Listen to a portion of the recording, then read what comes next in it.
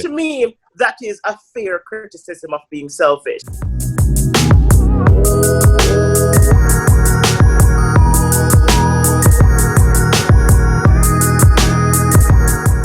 So welcome to the first official episode of Caribbean Impact, where we bring to you and discuss relevant issues within the Caribbean sphere to keep you informed while keeping it real. So today, our focus is on the Jamaican election. And so with me, today I have my co-host, Paige Robinson, who is founder of Azoy. And I have with me two special guests from Jamaica. First, I have Romain Duncan. He specialized in commercial litigation law. He's a lawyer by training, and I also have with me Jermaine Case, who is also a lawyer. And so we're quite happy to have them join us in today's discussion. So let's get right into it. Jamaica general elections. And just to bring the viewers up to speed, the Jamaican election will be held in Jamaica, of course, on Thursday, the 3rd of September. That is next week, Thursday. To elect 63 members of parliament. And if I'm not mistaken, under the Constitution, parliamentary elections were due by February of next year, right? Yes. So, however, Prime Minister Andrew Holness called the elections early. And if we look at the timeline, we could see that the date that the election was called was August 11th. So that's sort of a 3-week window of opportunity to prepare for the election. And bear in mind, this is all happening with the backdrop of COVID-19. So the first question I have really is, why do you think the Prime Minister made the decision to call the election so early? And I know normally when Prime Ministers call an election so far ahead of the constitutionally selected time, it means that they're confident that they will win. So why do you guys think that the Prime Minister called it so early? So I was saying, I think you're right in saying that the JP administration believed that it was the appropriate time to call the elections. I mean, one thing is that they're uncertain as to what the COVID situation is going to look like going forward. And then secondly, this was a time that I believe they're quite popular, and obviously it would make sense at this to call a snap election, obviously giving the other side less time to prepare as well, and to basically have the advantage in every respect. Okay. So to just add on to what Jermaine is saying, Prime Minister Andrew Holness is enjoying now the highest favorability rating of any Jamaican Prime Minister in history. We have very reliable polls, and the polls had him at, way up, about in excess of 70% rating. Oh. And so what that meant for Andrew Holness with an ending pandemic that could worsen is that the handling of the pandemic could affect that rating. Mm-hmm. And so it's literally, as Jermaine said, about striking the iron while it's hot, because you even have an even better analysis on that some people believe that a government handling such a serious situation should have a fresh mandate to be able to put in their policies, as opposed to worry about, whether the people would, deem how they're handling the pandemic as some sort of indictment on the governance. So for him, it was a very strategic decision because of the polling, and as Jermaine said, just the uncertainty of the COVID situation. When you look at it, this is all happening against the backdrop of COVID-19. And, you would think that maybe that would come into play in terms of setting the election date. However, he called it, I would say, at the height of the pandemic. And it's even worse now. The cases are surging at the moment. So do you think that he sort of called it at this moment because it would have provided a distraction to maybe some of the issues going into the election pre-COVID? The Holness administration has been criticized for how they view public relations. And what you got coming out of the pandemic was a prime minister and a minister of health who was on TV every night, every week, assuring the public that they're doing their best. What this means for a Holness administration that knows how to well utilize PR is that that would have heightened his rating because of the amount of contact he's been having with the Jamaican people. Now, building on that, to call an election in the heights of a second wave, and for example, we saw, and we'll get to that later, how in the debate he cited New Zealand, who also called an election and then recognized there was a second wave, and then decided to postpone their elections because of what that meant. I think the Holness administration and Prime Minister Holness himself is being rightly criticized for being selfish. And that is because you have a population that it's just internationally known. Jamaicans are known to not be very disciplined. And when someone elects a prime minister and put you in such a powerful seat, we are saying to you that you have been equipped with all the powers to ensure that the nation is protected. And what I think happened was an interplay between, do I do the right thing and hold off, and it can cost me my mandate, or do I follow the recommendations of the health professionals? And I think he just decided to call it so he can get a fresh mandate. And to me, that is a fair criticism of being selfish. And you see the impact of that already. You have 2 MPs in quarantine, and now the government has given a release that individuals who have tested positive can now not exercise their right to vote. Again, bringing up constitutional issues. To me, that's a prime minister and a government that is lacking foresight, and it was a selfish decision. And I stand by that. Wow. Okay. Well. Okay. Go ahead. Yeah, just to jump in. I mean, the extent that criticism isn't fair is simply this: the prime minister had the right to call the election, provided that the necessary health protocols were deployed. And to me, that is the one fair criticism. No one knows when this pandemic is going to be over. No one knows what's going to happen within the next 5, 6, 7, 8, 9, 10 months, whatever the case is. The mistake, in my estimation, is that having called the election, that he still believed, or at least it appeared to be the case, that he thought he could have had a regular election with the usual fanfare, the usual campaigning, the usual numbers of people out in droves supporting their respective political parties.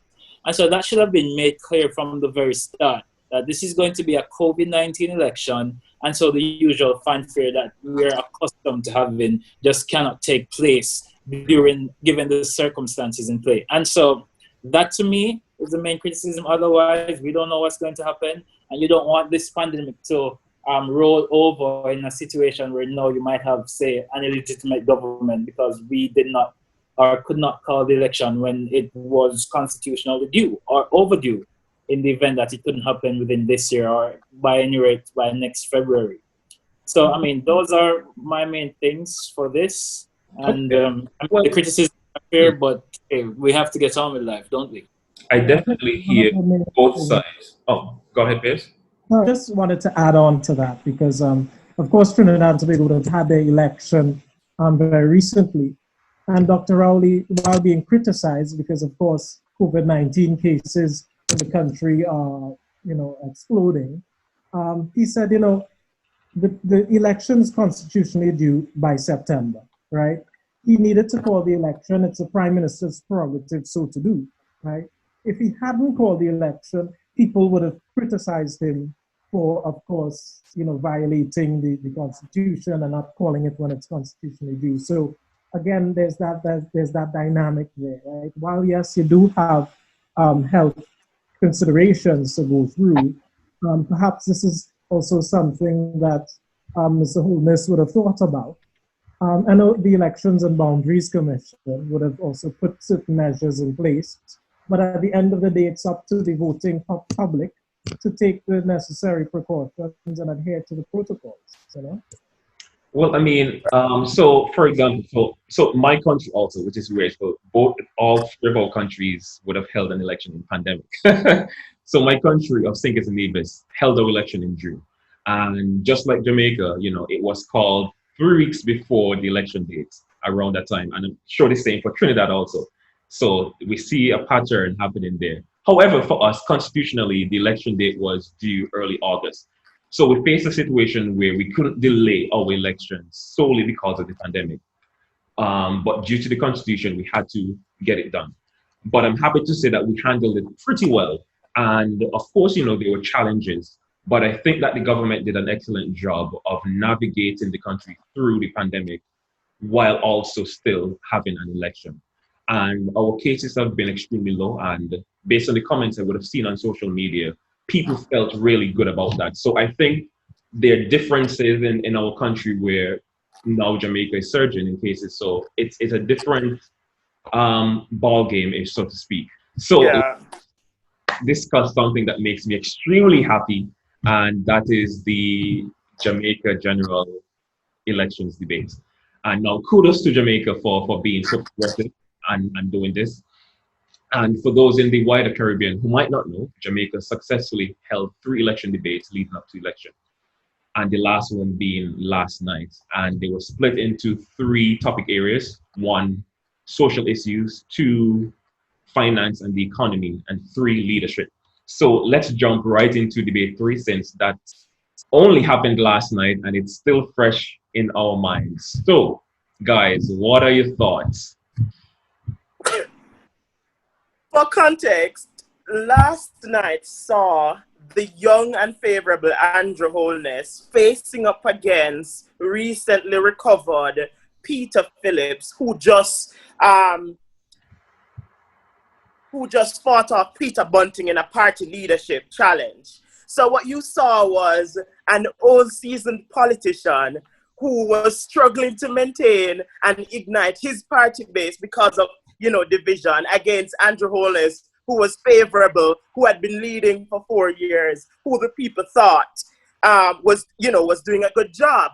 Yeah. So on any estimation, Peter Phillips started behind in the race. And, the projections were that it was going to be, a decimation. Yeah.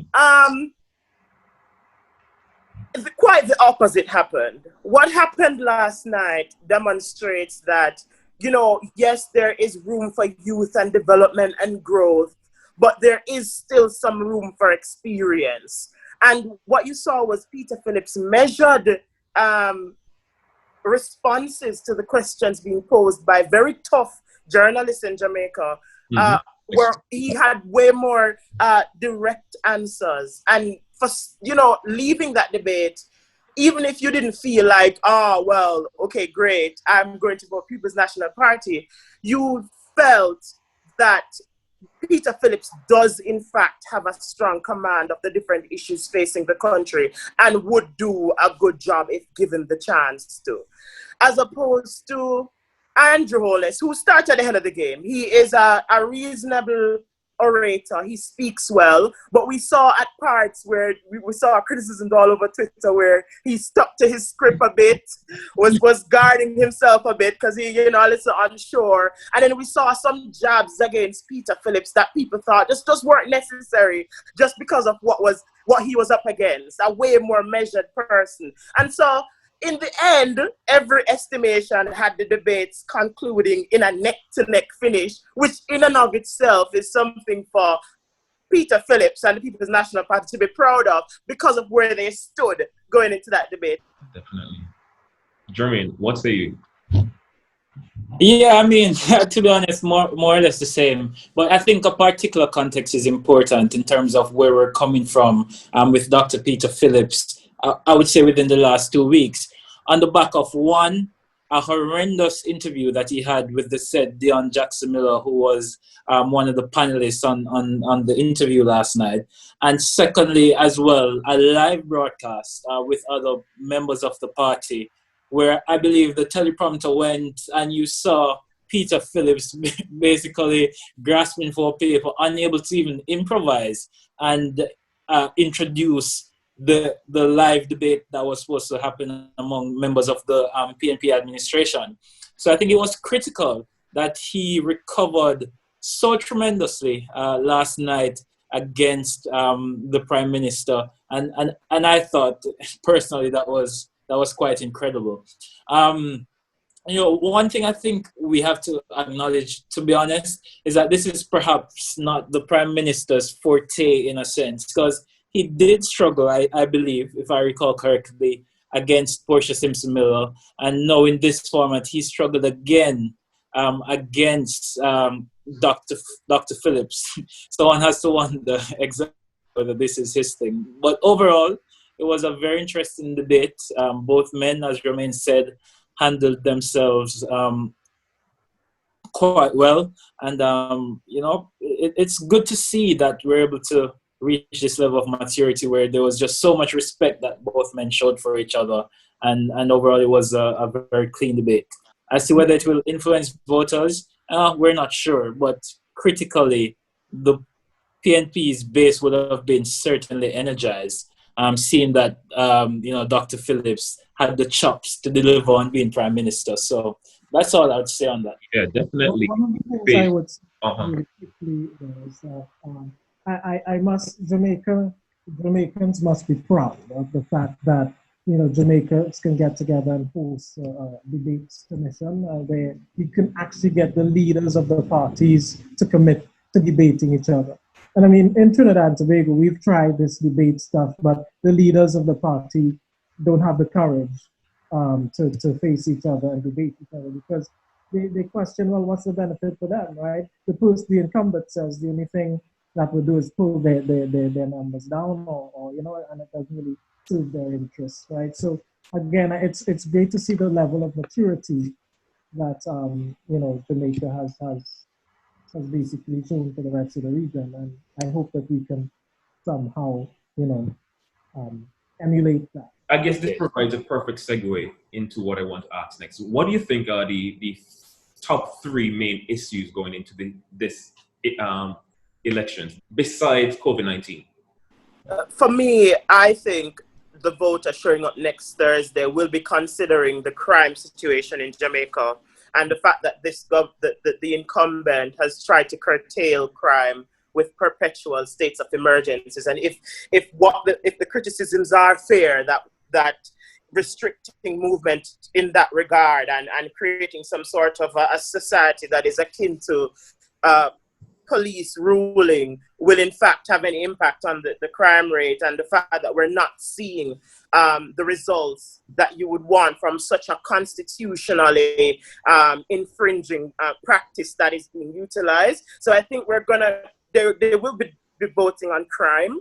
They will be voting on corruption. We saw quite a few members of government, if not cabinet ministers, being heavily criticized for their handling of the public purse and even getting indicted for issues relating to handling of their office. And so I think corruption is a big one.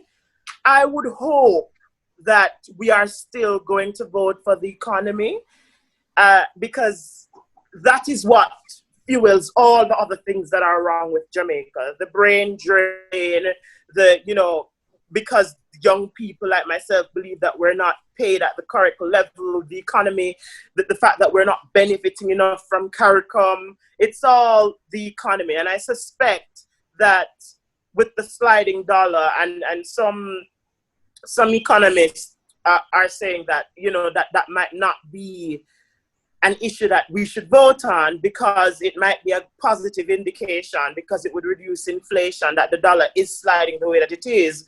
But for the man on the street that shows up with $1 US to the gas station to buy something and then, tomorrow, a couple dollars are on that and it keeps skyrocketing, I suspect that he's going to be considering what the Jamaican economy is going to look like post-COVID.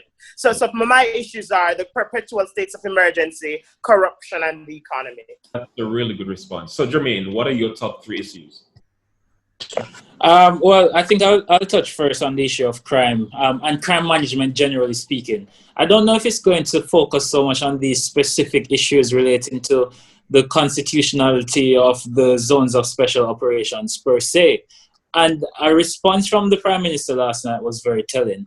The fact that when there was a pivotal moment when the SOEs came to be reviewed in Parliament, and it was the people within these particular zones that requested that the zones be reinstated. And so that's a critical issue when we're thinking about how people are going to vote, is that we can sit and have an academic debate around it, but we also need to consider what people are feeling on the ground and what they think is particularly important to them. Because people living within these zones who see the benefits of the zones aren't necessarily thinking about the constitutionality or whether there are any less restrictive means to fight crime. So I think one, crime management overall, not particularly zoning on the zones of special operations, will be key. I mean, so far I haven't heard much from either party, so to be honest, it might be very insignificant when it comes to the polls.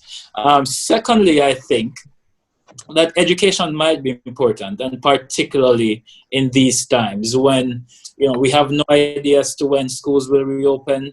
There's of the digital divide when there are certain individuals or students with access to the internet and others without.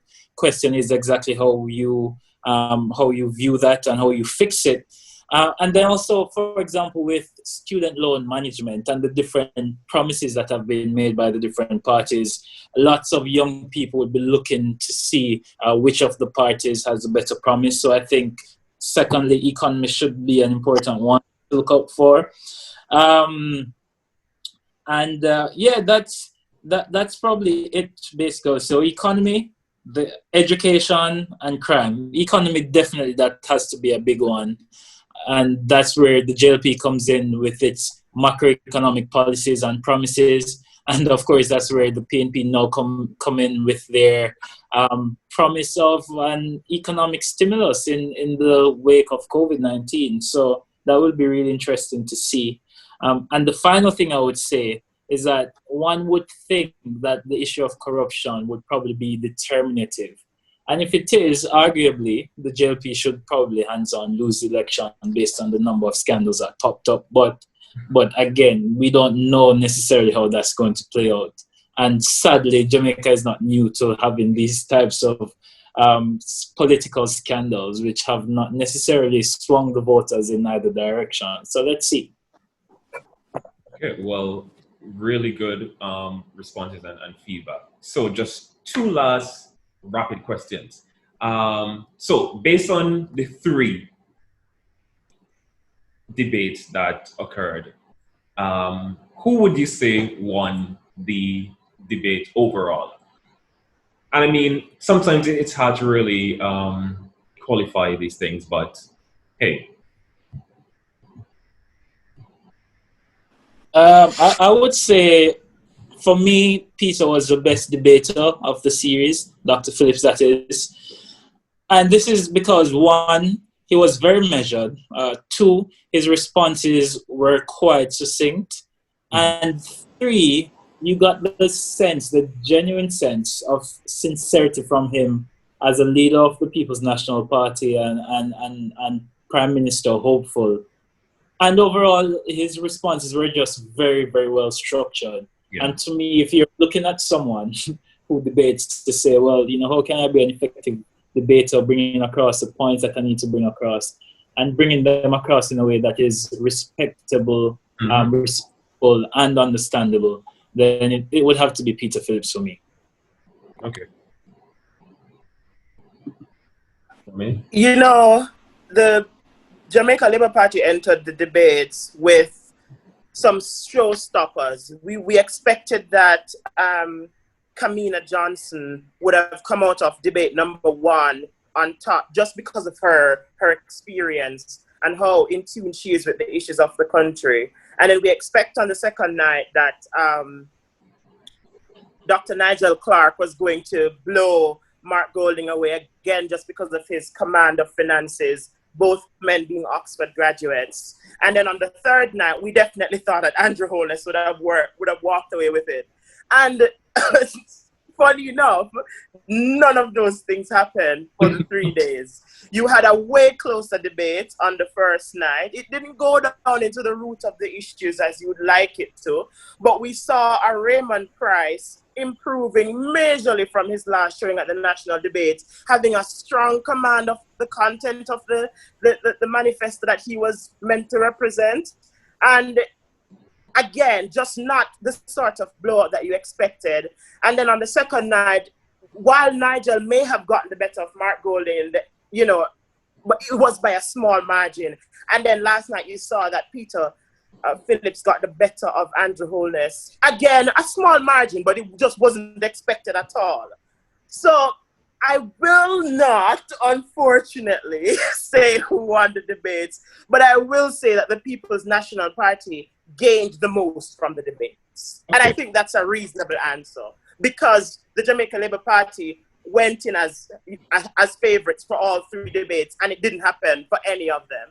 And so, again, a party struggling with igniting its base would have felt good each night, coming out of the 3 debates. And let's see if there's some impact on the polls, because the polls aren't looking good for them. And if indeed next week, Thursday, what we see, the results look different from the polls, then we can say that maybe some impact did happen. Okay, well, based on everything that we've said and everything that has happened in the running up to the election, I mean, you don't have to give an answer, but who would you say will win the election come Thursday? Any thoughts? That's honestly a tough one, because that would require, I think, a seat-by-seat assessment, and to be honest, I don't have the knowledge of each particular seat to be able to say who is holding the advantage at this time. There's something that tells me that it will be very close, but that the incumbent will be the winner, not by a lot, certainly by a very small margin, but I feel that overall, considering the last 4.5 years, and the achievements, certainly, that the Jamaica Labour Party would have paraded, not just in the debates, but in terms of their overall campaign package, that probably people might be generally persuaded, let's say, to vote for the Jamaica Labour Party. But again, it might just very well come down to who is more favorable within the respective seats or constituencies. And that's the tricky thing about the how our parliament is set up, because again, just like Jermaine, I don't know the seat by seat analysis, and it might very well come down to that. But I will say that a leader that is favorable is important to an election, and I suspect that it may cause a national swing. And if that happens, and Andrew Holness does in fact hold on to the rating that was released earlier on in August, then he should walk away with next week's election, even if by a narrow margin. I expect that it will hold. Yeah. Well, Romain and Jermaine, thank you guys for coming on. It's been an insightful conversation, and we really hope to have you guys back on the show soon. Well, that is all for today. Don't forget to subscribe and like this video, and thank you guys for watching.